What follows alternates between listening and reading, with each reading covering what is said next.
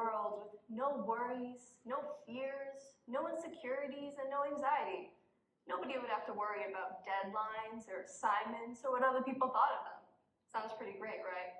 Well, as much as I would love for this dream to become reality, it will forever remain a dream. But we can accomplish it to some extent. Everybody has a fear. It's whether you let it control you that determines your future. But control is something very hard to obtain, especially for high school students trying to control their workload, future, and reputation all at the same time. But overall, many people do struggle with controlling their fears, allowing their phobias to determine and shape their future.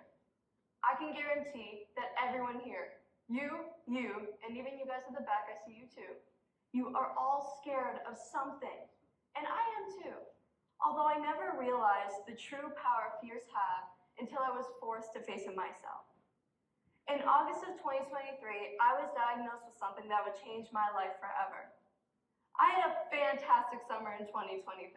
I went to Cineplex, Canada's Wonderland, birthday parties. It was perfect. Apparently, the universe thought it was a little too perfect. At the beginning of August, I started feeling ill. I was dizzy, fatigued, and nauseous. Not to mention my heart was racing constantly, and no one knew the reason why. My parents had originally assumed that this was a normal illness that would subside in a couple of weeks. During those weeks, I had been to a few doctor's appointments, but all conclusions were normal. Closer to the end of August, I had a blood test done, which required 6 vials of my blood. You would think we finally had some answers, right? Well, no. Actually, every single test came back healthy. It had seemed as though nothing was wrong with my body, although something clearly was.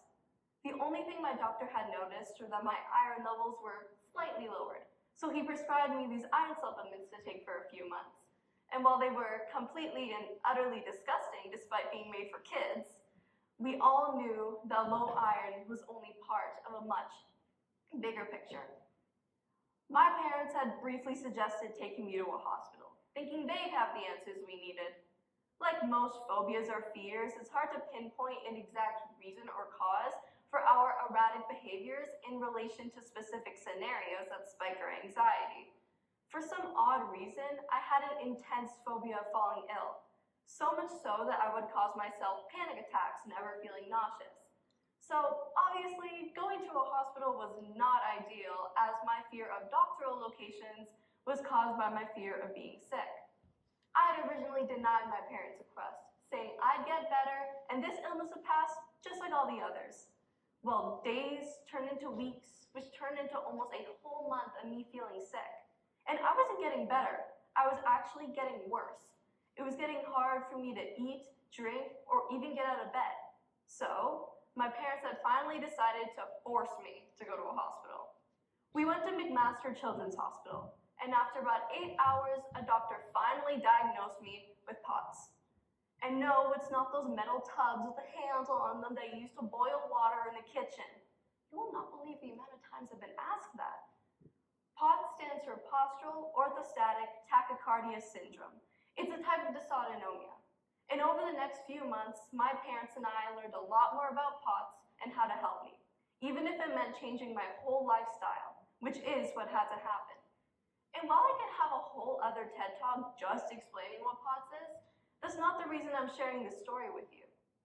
Through that month of August, I let my fears hold me back from getting proper treatment sooner. My body took a hit and I only had my mind to blame. Looking back on it now, I know I should have gone to get proper treatment sooner. But that fear was so hard to control. It felt like it had a hold on my life, which for 1 month it did, but only because I let it. But nonetheless, when I finally pushed past my fears and got the proper treatment, my health started to increase because of it. Everybody is scared of something. It's whether you let it control you that determines your future. That's just one of many examples that I could provide where I've held myself back because I was scared. I'm certain that everyone here has backed out of something due to their fears. Maybe you didn't ask someone out. Maybe you purposefully forgot about that social event. Maybe you canceled that presentation. Many decisions are made on a whim based on our fears. We plan to meet all these extravagant goals and set such high expectations for ourselves, but when we actually get the chance to meet them, we back out due to nervousness. So much is expected of us as high school students, but it gets nerve-wracking sometimes. With the clash of school, family, and personal expectations, we can start to lose sight of what's really important, and that's when the vulnerability takes a hit. Remember how I mentioned that everybody has a fear? Well, there are some fears that are quite common amongst people our age. For example, just getting up to give a presentation can be really scary to some people. And while yes, some people are more afraid of public speaking than others, it's a common fear that most of us have. Some people really enjoy public speaking. Let's be honest, nobody really wants to do it. But the reason that people do it is so that they can push past that vulnerability. They don't want that fear to have a hold on their life. They want to feel free of choice to do as they please without being held back by their mental state.